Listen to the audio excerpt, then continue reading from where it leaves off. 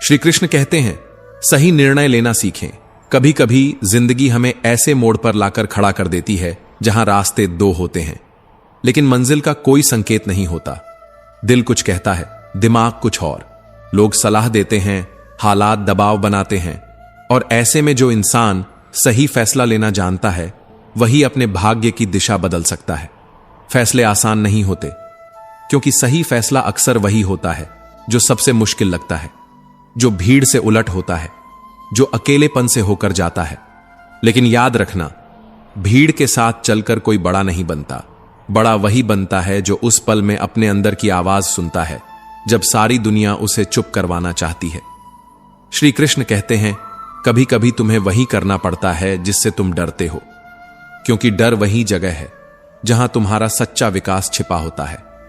सही फैसला वो नहीं होता जो सभी को खुश करे। सही फैसला वो होता है जो तुम्हारे भविष्य को मजबूत बनाए। जो इंसान फैसलों से भागता है वो हर बार हालात का शिकार बनता है, लेकिन जो इंसान हालात में भी सोचकर, रुककर, महसूस करके सही चुनाव करता है वही वक्त का बादशाह बनता है। कभी अपने फैसले पर शक मत करना अगर वो तुम्हारी आत्मा की गहराई से निकला है, क्योंकि वक्त भले ही आज सवाल करे, लेकिन कल वही वक्त तुम्हारे फैसले की कद्र करेगा। जो इंसान हर बार खुद के लिए सोचता है उसकी जिंदगी सीमित हो जाती है, लेकिन जो दूसरों के लिए जीता है, जो हर रोज किसी की मुस्कान की वजह बनता है, वो अमर हो जाता है, यादों में, दिलों में और इतिहास में।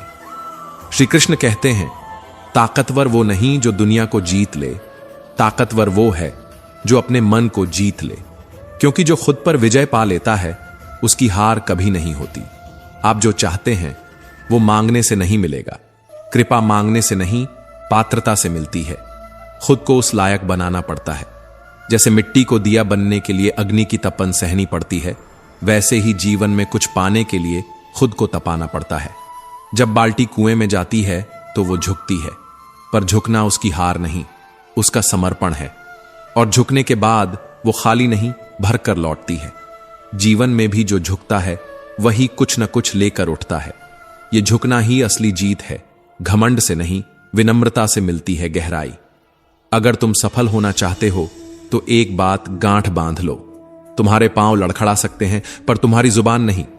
भरोसे की जुबान, संकल्प की जुबान, वही तुम्हारा असली बल है।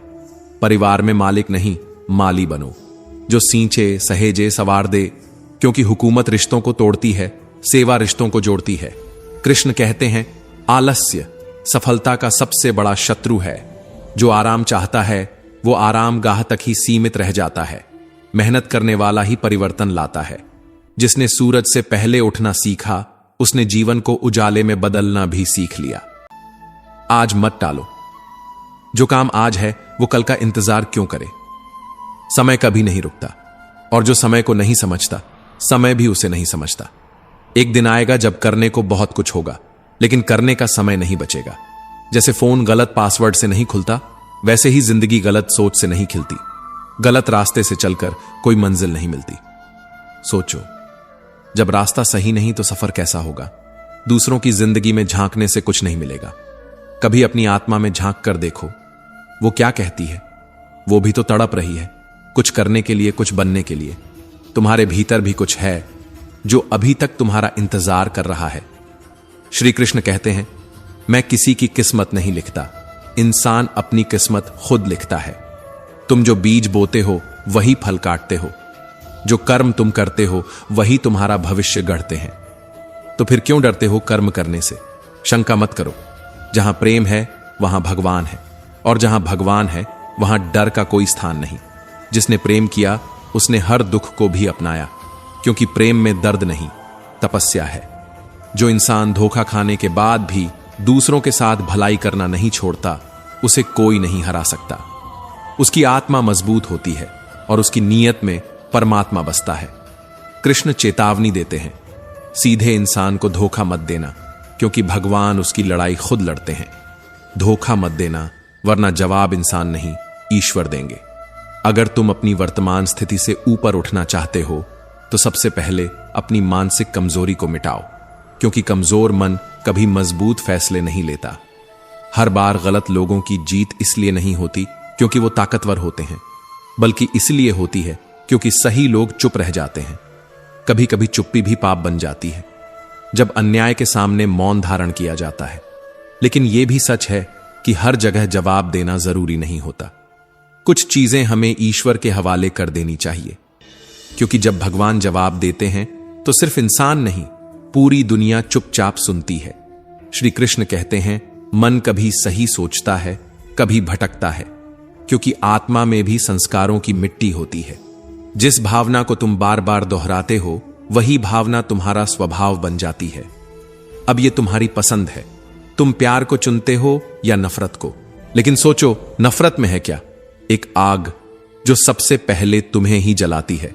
प्यार सिखाता है जीना, नफरत सिखाती है बिखरना। जो आत्मा प्रेम करना जानती है, वही आत्मा भगवान से जुड़ती है। कृष्ण कहते हैं, मेरे लिए कोई न दुश्मन है, न कोई मित्र, न कोई अमीर, न कोई गरीब, न कोई ऊंच, न कोई नीच।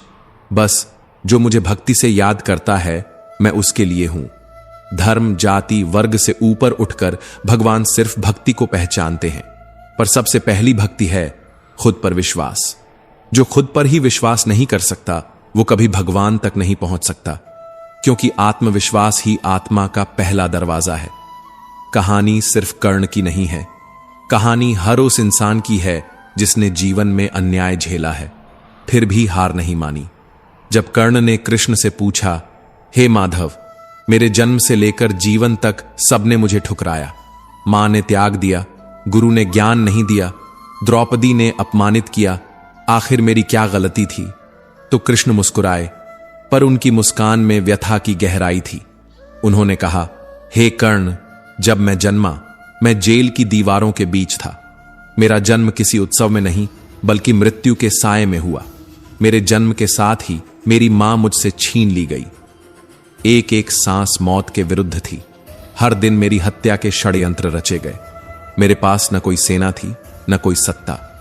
फिर भी मेरे मामा ने मुझे अपना सबसे बड़ा शत्रु माना, और फिर भी मैं मुस्कुराता रहा, क्योंकि मुझे अपने कर्मों पर विश्वास था, न कि परिस्थिति पर। कृष्ण की ये बातें केवल संवाद नहीं थीं, ये वो ज्ञान था जो आत्मा को झकझोर दे। क्योंकि बात इस बात की नहीं कि तुम्हारे साथ क्या हुआ, बात इस बात की है कि तुमने उन घटनाओं को कैसे देखा। तुमने अपमान को हथियार बनाया या बहाना। जीवन में तुम्हारे पास कितना ज्ञान है, यह मायने नहीं रखता। तुम उस ज्ञान का कितना उपयोग करते हो, यही तुम्हारी असली पहचान बनाता है। हर अपमान तुम्हें तोड़ने नहीं आता, कुछ अपमान तुम्हें निखारने आते हैं। हर हार तुम्हारा अंत नहीं होती, कुछ हार तुम्हें अगले पड़ाव की तैयारी सिखाती है। कभी सोचो, जब कृष्ण जैसा अवतार भी दुख और संकट से नहीं बच सका, तो तुम और हम क्यों बचेंगे? श्री कृष्ण कहते हैं, कभी कभी जीवन तुम्हें ऐसी जगह खड़ा कर देता है जहां हर तरफ सन्नाटा होता है, ना कोई साथ होता है, ना कोई आवाज। लेकिन अगर उस सन्नाटे में भी तुम अपनी आत्मा की पुकार सुन पाओ, तो समझो तुमने जीवन की पहली परीक्षा पास कर ली। मुसीबतें, दुख और अकेलापन, ये सब तुम्हें तोड़ने नहीं, बल्कि तुम्हें गढ़ने आते हैं। सोना आग में तपता है, तभी तो उसकी चमक सारी दुनिया को चौंका देती है। तो फिर क्यों डरना उन मुश्किलों से जो तुम्हें बेहतर बनाने आई हैं? कभी यह मत सोचो कि तुम कुछ नहीं हो, बल्कि यह सोचो कि तुम वही हो जो कुछ भी कर सकता है। क्योंकि असली ताकत तुम्हारे हालातों में नहीं, बल्कि तुम्हारी सोच में छुपी होती है। हर वो इंसान जो यह मान लेता है कि अब मुझसे नहीं होगा, वो अपने ही सपनों की कब्र खोदता है। शिकायतों की चादर ओढ़ने से पहले एक बार यह जरूर सोचो, जो कुछ भी तुम्हें मिला है वो किसी और की अधूरी दुआ हो सकती है, और जो नहीं मिला वो शायद तुम्हारे हक से भी ज्यादा बड़ा हो। सच्चा सुकून तब आता है जब हम इस सोच को अपना लेते हैं कि जो मिला वो अच्छा है, और जो नहीं मिला वो और भी बेहतर होगा। कभी अगर तुम्हारी कोशिशें थम जाएं, तो अपनी सांसों को मत रोकना। उन सांसों में एक नाम जपना, भगवान। उन्हें शब्दों की जरूरत नहीं होती। तुम्हारे आंसू, तुम्हारी खामोशी, तुम्हारी टूटी हुई रातें, सब कुछ सुन लेते हैं वो। क्योंकि जो लोग प्रार्थना करना जानते हैं, वो कभी भी हार नहीं मानते। और जो लोग हार मान लेते हैं वो कभी सच्चे मन से प्रार्थना नहीं करते। जिंदगी में जो लोग मेहनत नहीं करते वो ही सबसे ज्यादा शिकायतें करते हैं। उन्हें लगता है कि सारी परेशानियां सिर्फ उनकी हैं। लेकिन जो लोग चलते हैं वो रास्तों से नहीं डरते। भगवान इच्छाओं को नहीं, कर्मों को देखते हैं। तुम जो चाहते हो वो जरूरी नहीं मिले, लेकिन जो तुम करोगे उसका फल जरूर मिलेगा। तुम्हारी मेहनत अगर तुम्हारा अस्त्र है तो यकीन मानो सफलता तुम्हारी दासी बन जाएगी। जो इंसान कहता है कि मेरा काम मेरा है, वो कभी छोटा नहीं होता, चाहे उसकी उम्र कम हो या उसका दर्जा। असल इंसानियत ओहदे में नहीं होती, दिल में होती है। वो इंसान सबसे महान है जिसके दिल में सबके लिए स्नेह, सम्मान और दया की भावना हो। क्योंकि जो दूसरों के दर्द को महसूस कर सकता है वही सच्चा भक्त होता है। भगवान हर कण में बसते हैं, हर जीव में मौजूद हैं। तो फिर यह कैसे संभव है कि तुम किसी को दर्द देकर भगवान को प्रसन्न कर सको? अगर तुम्हारा व्यवहार किसी छोटे जीव को भी आहत करता है तो समझो तुमने ईश्वर के दिल को ठेस पहुंचाई है। जिंदगी को उस जंगल के पौधे की तरह जियो जो आंधियों में भी झूमता है, क्योंकि वो जानता है कि झुकना कमजोरी नहीं, जीवन की सबसे बड़ी समझदारी है। जब तक तुम खुद दर्द से नहीं गुजरते तब तक तुम्हें यह एहसास नहीं होता कि तुम्हारे शब्दों या कर्मों ने किसी और को कितना तोड़ा है। यही तो कर्म है। जब कोई तुम्हारा साथ छोड़ता है तो भगवान किसी न किसी को तुम्हारे लिए भेज देते हैं। हर इंसान के जीवन में कोई न कोई ऐसा होता है जो उसके अंधेरे में दीपक बन जाता है। श्री कृष्ण कहते हैं, जीवन मिलना किस्मत है, मृत्यु समय का नियम है। लेकिन मरने के बाद भी लोगों के दिलों में जिंदा रहना, यह तुम्हारे कर्मों की पहचान है। जो लोग चले जाते हैं उन्हें रोकना मत चाहो, क्योंकि अगर आज रुक भी गए तो कल फिर से चले जाएंगे। दिखावे वाले रिश्ते, शब्दों की चापलूसी, बड़ी बड़ी बातें, इनसे गहरे संबंध नहीं बनते। क्योंकि जब यही लोग नाराज होते हैं तो सबसे पहले तुम्हारी इज्जत पर वार करते हैं। बेवकूफों और नकारात्मक सोच वालों के बीच रहने से अकेलापन लाख गुना बेहतर है। भगवान श्री कृष्ण से कितना कुछ छूटा, कभी मां छूटी, कभी पिता, कभी यशोदा मैया की गोद छूटी तो कभी नंद बाबा का साया। गोकुल की गलियां छूटी, राधा की मोहब्बत छूटी, मथुरा का राज छूटा। संगीत साथी, सखा, स्नेह सब एक एक कर दूर होते चले गए, पर श्री कृष्ण के चेहरे से उनकी मुस्कान नहीं छूटी। छूटने की यह श्रृंखला किसी मनुष्य को तोड़ सकती थी, लेकिन कृष्ण ने दुनिया को सिखा दिया कि जब जीवन से सब कुछ छूट जाए तब भी अगर आत्मा में उल्लास बचा हो तो आदमी एक उत्सव बन सकता है। क्या यही तो नहीं है जिंदा दिली का असली अर्थ? दिल टूटा पर बांसुरी बजती रही, सखा छूटे पर स्नेह न छूटा, राधा मिली नहीं पर प्रेम अमर हो गया। हर हार को स्वीकार कर लेना, लेकिन मुस्कुराना न छोड़ना, शायद यही है कृष्ण होना। शायद इसीलिए कृष्ण दुख के प्रतीक नहीं, उत्सव के प्रतीक हैं। वो सिखा गए कि हार में भी जीत होती है। वो दिखा गए कि अकेले रहकर भी भीतर प्रेम की बांसुरी बजाई जा सकती है। टूटे हुए खंडहरों में बिना तेल के दीप जलाना, इसे ही शायद उम्मीद कहते हैं। बिना पाए चाहना, यही प्रेम है। हर ठोकर के बाद फिर उठ जाना, यही हिम्मत है। भटकते हुए भी मंजिल का नाम लेना, यही तलाश है। और इन्हीं उम्मीदों, चाहतों, हिम्मतों और तलाशों को जोड़कर ही शायद जिंदगी नाम की तस्वीर बनती है। दरवाजे पर एक नोट चिपका था, मैं आज बहुत दुखी हूं, कोई पास मत आए। पर सच्चा मित्र अंदर आया और बोला, मुझे पढ़ना नहीं आता दोस्त, मैं तुझे सुनने आया हूं। शायद दोस्ती भी कृष्ण और सुदामा जैसी होती है, जहां शब्दों की जरूरत नहीं होती। एक व्यक्ति ने साधु से पूछा, उत्सव मनाने का सबसे अच्छा दिन कौन सा है? साधु मुस्कुराया और बोला, मृत्यु से एक दिन पहले। वो व्यक्ति बोला, पर मृत्यु का दिन कौन जानता है? साधु हंसते हुए बोला, तो फिर हर दिन को आखिरी समझकर मना लो, हर दिन को उत्सव बना लो। दूध को जब तक दुखी नहीं करते वो दही नहीं बनता, दही को जब तक मथा नहीं जाता वो मक्खन नहीं बनता, मक्खन को तपाए बिना घी नहीं बनता। और इन सब का रंग एक ही है, सफेद। क्योंकि जो बार बार कष्ट पाकर भी अपना मूल स्वभाव नहीं छोड़ता, समाज उसी को मूल्यवान मानता है। श्री कृष्ण कहते हैं, दुनिया तेज है, बहुत तेज, पर हमें तेज नहीं चलना, हमें चलते रहना है। भागने वाले थक जाते हैं, लेकिन चलने वाले मंजिल पा लेते हैं।